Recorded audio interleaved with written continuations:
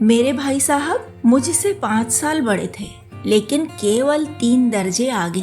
उन्होंने भी उसी उम्र में पढ़ना शुरू किया था जब मैंने शुरू किया था, लेकिन तालीम जैसे महत्व के मामले में वह जल्दबाजी से काम लेना पसंद न करते थे। इस भावना की बुनियाद खूब मजबूत डालना चाहते थे, जिस पर आलीशान महल बन सके। 1 साल का काम 2 साल में करते थे, कभी कभी 3 साल भी लग जाते थे। बुनियाद ही पुख्ता न हो तो मकान कैसे पायेदार बने। मैं छोटा था, वह बड़े थे। मेरी उम्र 9 साल की थी, वह 14 साल के थे।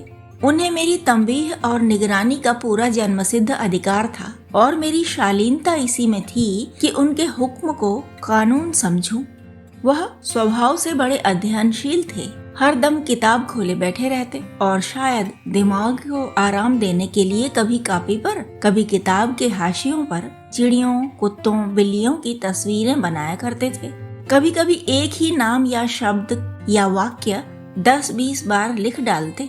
कभी एक शेर को बार बार सुंदर अक्षर में नकल करते। कभी ऐसी शब्द रचना करते जिसमें न कोई अर्थ होता न कोई सामंजस्य। मसलन एक बार उनकी कॉपी पर मैंने यह इबारत देखी, स्पेशल स्पेशल अमीना भाइयों भाइयों, दरअसल भाई भाई, राधेश्याम श्रीयुत राधेश्याम 1 घंटे तक। इसके बाद एक आदमी का चेहरा बना हुआ था।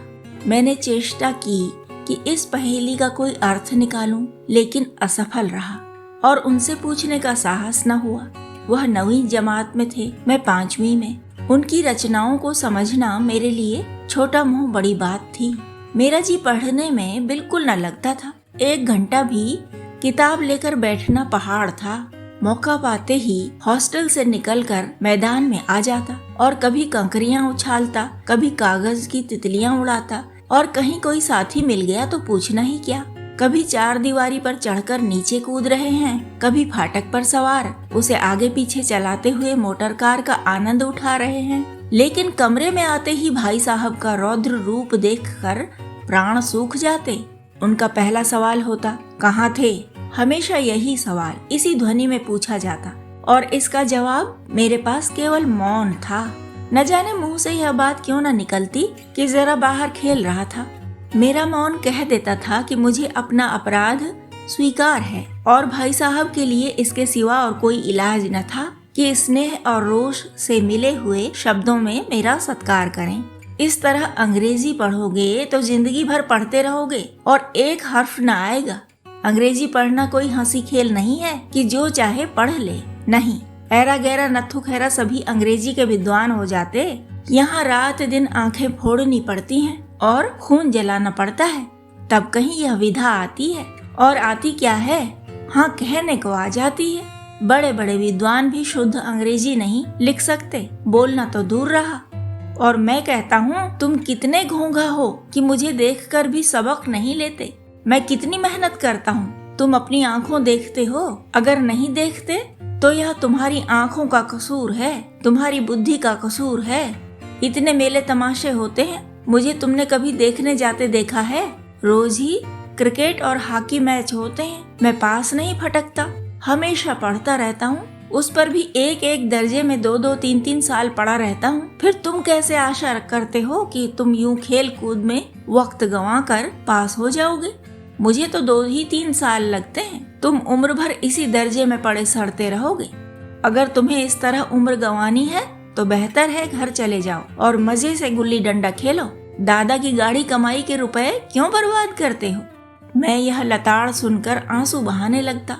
जवाब भी क्या था? अपराध तो मैंने किया, लताड़ कौन सा है? भाई साहब उपदेश की कला में निपुण थे। ऐसी ऐसी लगती बातें कहते, ऐसे ऐसे सूखती बाण चलाते कि मेरे जिगर के टुकड़े टुकड़े हो जाते और हिम्मत छूट जाती। इस तरह जान तोड़कर मेहनत करने की शक्ति मैं अपने में न पाता था और उस निराशा में जरा देर के लिए मैं सोचने लगता, क्यों न घर चला जाऊं। जो काम मेरे बूते के बाहर है उसमें हाथ डालकर क्यों अपनी जिंदगी खराब करूं। मुझे अपना मूर्ख रहना मंजूर था, लेकिन उतनी मेहनत, मुझे तो चक्कर आ जाता था। लेकिन घंटे 2 घंटे बाद निराशा के बादल फट जाते और मैं इरादा करता कि आगे से खूब जी लगाकर पढ़ूंगा। चटपट एक टाइम टेबल बना डालता। बिना पहले से नक्शा बनाए, बिना कोई स्कीम तैयार किए काम कैसे शुरू करूं? टाइम टेबल में खेल कूद की मद बिल्कुल उड़ जाती। प्रातः काल उठना, 6 बजे मुंह हाथ धो नाश्ता कर पढ़ने बैठ जाना, 6 से 8 तक अंग्रेजी, 8 से 9 तक हिसाब, 9 से 9:30 तक इतिहास, फिर भोजन और स्कूल।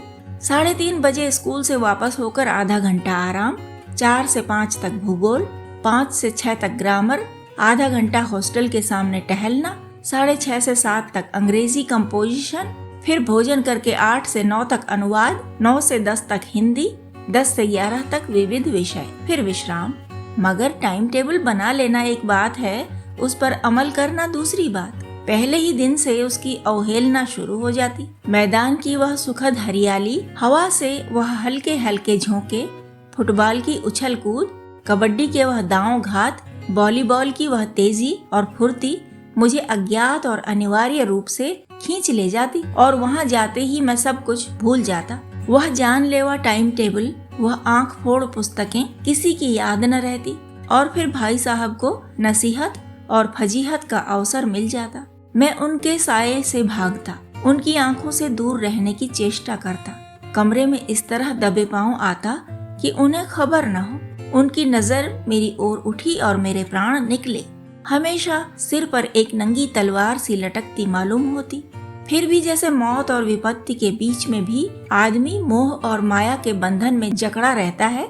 मैं फटकार और घुड़कियां खाकर भी खेल कूद का तिरस्कार न कर सकता।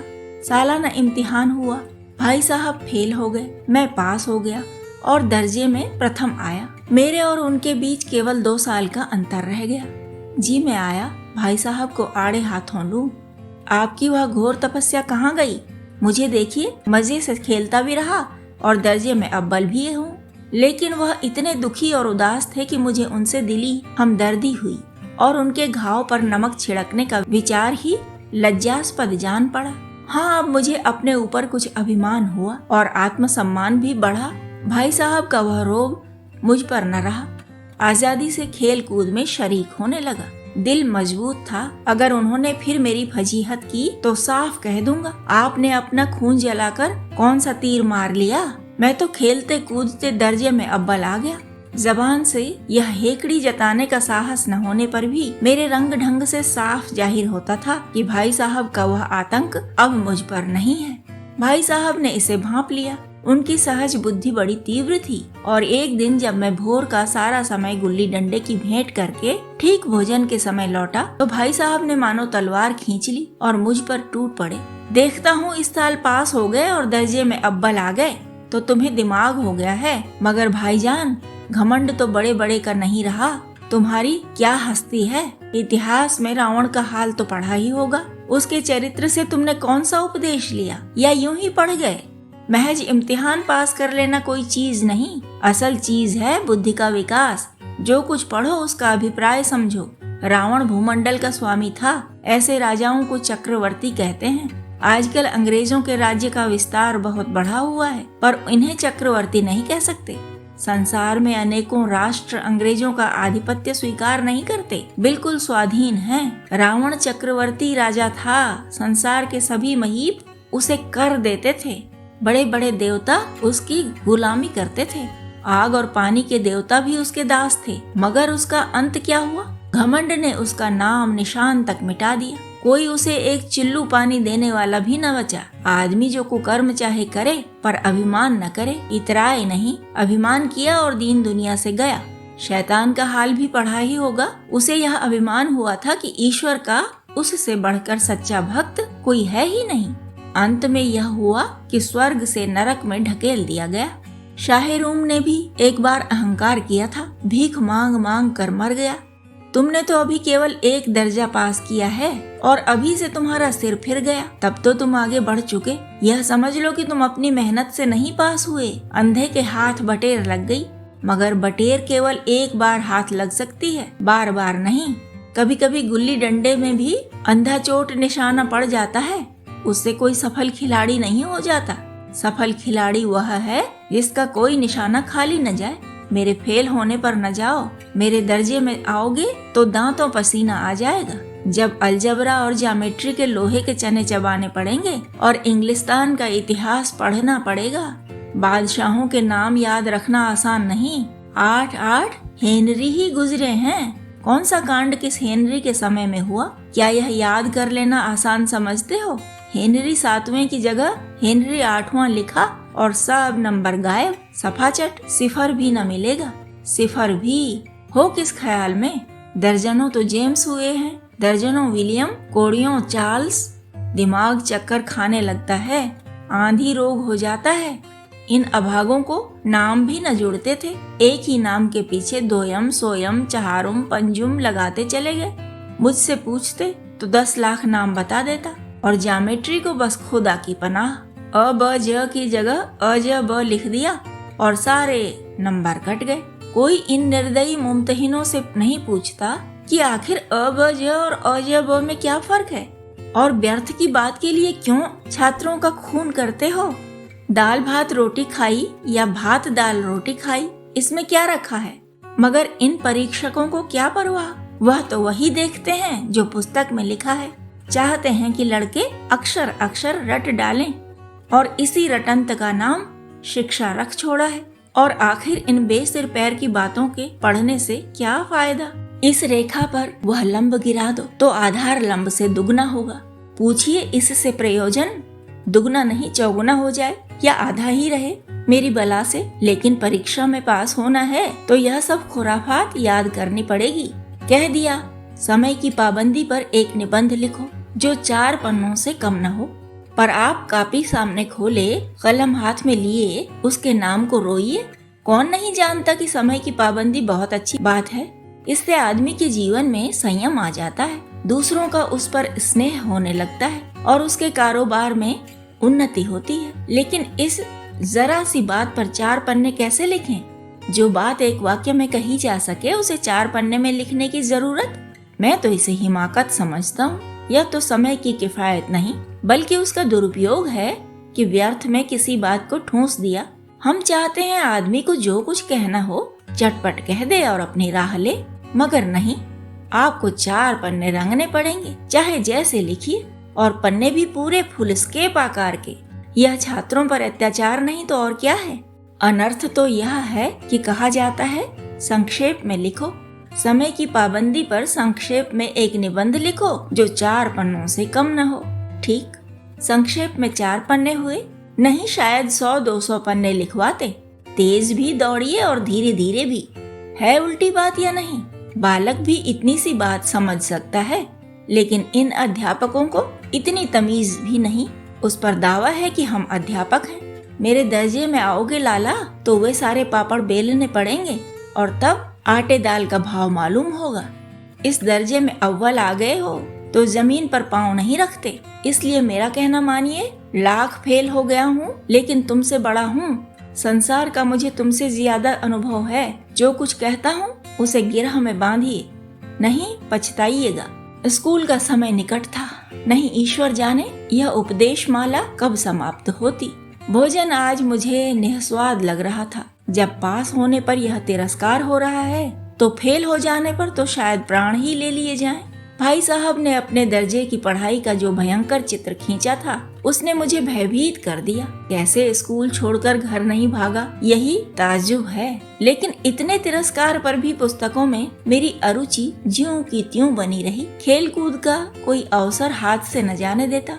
पढ़ता भी था मगर बहुत कम, बस इतना कि रोज का टास्क पूरा हो जाए और दर्जे में जलील न होना पड़े। अपने ऊपर जो विश्वास पैदा हुआ था वह फिर लुप्त हो गया और फिर चोरों का सा जीवन कटने लगा। फिर सालाना इम्तिहान हुआ और कुछ ऐसा संयोग हुआ कि मैं फिर पास हुआ और भाई साहब फिर फेल हो गए। मैंने बहुत मेहनत न की थी पर न जाने कैसे दर्जे में अव्वल आ गया। मुझे खुद अचरज हुआ। भाई साहब ने प्राणांतक परिश्रम किया था। कोर्स का एक एक शब्द चाट गए थे। 10 बजे रात तक इधर, 4 बजे भोर से उधर, 6 से 9:30 तक स्कूल जाने के पहले। मुद्रा कांतिहीन हो गई थी मगर बेचारे फेल हो गए। मुझे उन पर दया आती थी। नतीजा सुनाया गया तो वह रो पड़े और मैं भी रोने लगा। अपने पास होने वाली खुशी आधी हो गई। मैं भी फेल हो गया होता तो भाई साहब को इतना दुख न होता। लेकिन विधि की बात कौन टाले। मेरे और भाई साहब के बीच में अब केवल 1 दर्जे का अंतर और रह गया। मेरे मन में एक कुटिल भावना उदय हुई कि कहीं भाई साहब 1 साल और फेल हो जाएं तो मैं उनके बराबर हो जाऊं, फिर वह किस आधार पर मेरी फजीहत कर सकेंगे। लेकिन मैंने इस कमीने विचार को दिल से बलपूर्वक निकाल दिया। आखिर वह मेरे हित के विचार से ही तो डांटते हैं। मुझे उस वक्त अप्रिय लगता है अवश्य, मगर यह शायद उनके उपदेशों का ही असर है कि मैं दनादन पास होता जाता हूँ और इतने अच्छे नंबरों से। अब भाई साहब बहुत कुछ नर्म पड़ गए थे। कई बार मुझे डांटने का अवसर पाकर भी उन्होंने धीरज से काम लिया। शायद अब वह खुद समझने लगे थे कि मुझे डांटने का अधिकार उन्हें नहीं रहा, या रहा तो बहुत कम। मेरी स्वच्छंदता भी बढ़ी। मैं उनकी सहिष्णुता का अनुचित लाभ उठाने लगा। मुझे कुछ ऐसी धारणा हुई कि मैं तो पास ही हो जाऊंगा, पढ़ूं या न पढ़ूं। मेरी तकदीर बलवान है। इसलिए भाई साहब के डर से जो थोड़ा बहुत पढ़ लिया करता था वह भी बंद हुआ। मुझे कनकौवे उड़ाने का नया शौक पैदा हो गया था और अब सारा समय पतंगबाजी की ही भेंट होता था। फिर भी मैं भाई साहब का अदब करता था और उनकी नजर बचाकर कनकौवे उड़ाता था। मांझा देना, कन्ने बांधना, पतंग टूर्नामेंट की तैयारियां आदि समस्याएं अब गुप्त रूप से हल की जाती थी। भाई साहब को यह संदेह न करने देना चाहता था कि उनका सम्मान और लिहाज मेरी नजरों से कम हो गया है। एक दिन संध्या समय हॉस्टल से दूर में एक कनकौवा लूटने बेतहाशा दौड़े जा रहा था। आंखें आसमान की ओर थीं और मन उस आकाशगामी पथिक की ओर जो मंद गति से झूमता पतन की ओर चला जा रहा था। मानो कोई आत्मा स्वर्ग से निकलकर विरक्त मन से नए संस्कार ग्रहण करने जा रही हो। बालकों की एक पूरी सेना लग गई और झाड़दार बांस लिए उनका स्वागत करने को दौड़ी आ रही थी। किसी को अपने आगे पीछे की खबर न थी। सभी मानो उस पतंग के साथ ही आकाश में उड़ रहे थे जहाँ सब कुछ समतल है। न मोटर कारें हैं, न ट्राम, न गाड़ियाँ। सहसा भाई साहब से मेरी मुठभेड़ हो गई, जो शायद बाजार से लौट रहे थे। उन्होंने वहीं मेरा हाथ पकड़ लिया और उग्र भाव से बोले, इन बाजारी लौंडों के साथ धेले के कनकौवे के लिए दौड़ते तुम्हें शर्म नहीं आती? तुम्हें इसका भी कुछ लिहाज नहीं कि अब नीची जमात में नहीं हो बल्कि 8वीं जमात में आ गए हो और मुझसे केवल 1 दर्जा नीचे हो। आखिर आदमी को कुछ तो अपनी पोजीशन का ख्याल करना चाहिए। एक जमाना था कि लोग 8वां दर्जा पास करके नायब तहसीलदार हो जाते थे। मैं कितने ही मिडलचियों को जानता हूँ जो आज अव्वल दर्जे के डिप्टी मजिस्ट्रेट या सुपरिंटेंडेंट हैं। कितने ही 8वीं जमात वाले हमारे लीडर और समाचार पत्रों के संपादक हैं। बड़े बड़े विद्वान उनकी मातहती में काम करते हैं और तुम उसी 8वें दर्जे में आकर बाजारी लौंडों के साथ कनकौवे के लिए दौड़ रहे हो। मुझे तुम्हारी इस कम अक्ली पर दुख होता है। तुम ज़हीन हो, इसमें शक नहीं, लेकिन वह ज़हन किस काम का जो हमारे आत्मगौरव की हत्या कर डाले। तुम अपने दिल में समझते होंगे मैं भाई साहब से महज 1 दर्जा नीचे हूँ और अब उन्हें मुझको कुछ कहने का हक नहीं है, लेकिन यह तुम्हारी गलती है। मैं तुमसे 5 साल बड़ा हूँ और चाहे आज तुम मेरी ही जमात में आ जाओ और परीक्षकों का यही हाल है तो निस्संदेह अगले साल तुम मेरे समकक्ष हो जाओगे और शायद 1 साल बाद तुम मुझसे आगे निकल जाओ। लेकिन मुझ में और तुम में जो 5 साल का अंतर है उसे तुम क्या खुदा भी नहीं मिटा सकता। मैं तुमसे 5 साल बड़ा हूँ और हमेशा रहूंगा। मुझे दुनिया का और जिंदगी का जो तजर्बा है तुम उसकी बराबरी नहीं कर सकते, चाहे तुम MA, DPhil और D.Litt ही क्यों न हो जाओ। समझ किताबें पढ़ने से नहीं आती है। हमारी अम्मा ने कोई दर्जा नहीं पास किया और दादा भी शायद 5वीं 6वीं जमात के आगे नहीं गए, लेकिन हम दोनों चाहे सारी दुनिया की विद्या पढ़ लें, अम्मा और दादा को हमें समझाने और सुधारने का अधिकार हमेशा रहेगा। केवल इसलिए नहीं कि वे हमारे जन्मदाता हैं, बल्कि इसलिए कि उन्हें दुनिया का हमसे ज्यादा तजर्बा है और रहेगा। अमेरिका में किस तरह की राज्य व्यवस्था है और 8वें हेनरी ने कितने विवाह किए और आकाश में कितने नक्षत्र हैं, यह बातें चाहे उन्हें न मालूम हो, लेकिन हजारों ऐसी बातें हैं जिनका ज्ञान उन्हें हमसे और तुमसे ज्यादा है। देव न करे आज मैं बीमार हो जाऊं तो तुम्हारे हाथ पांव फूल जाएंगे। दादा को तार देने के सिवा तुम्हें और कुछ न सूझेगा, लेकिन तुम्हारी जगह पर दादा हो तो किसी को तार न दें। न घबराएं, न बदहवास हों।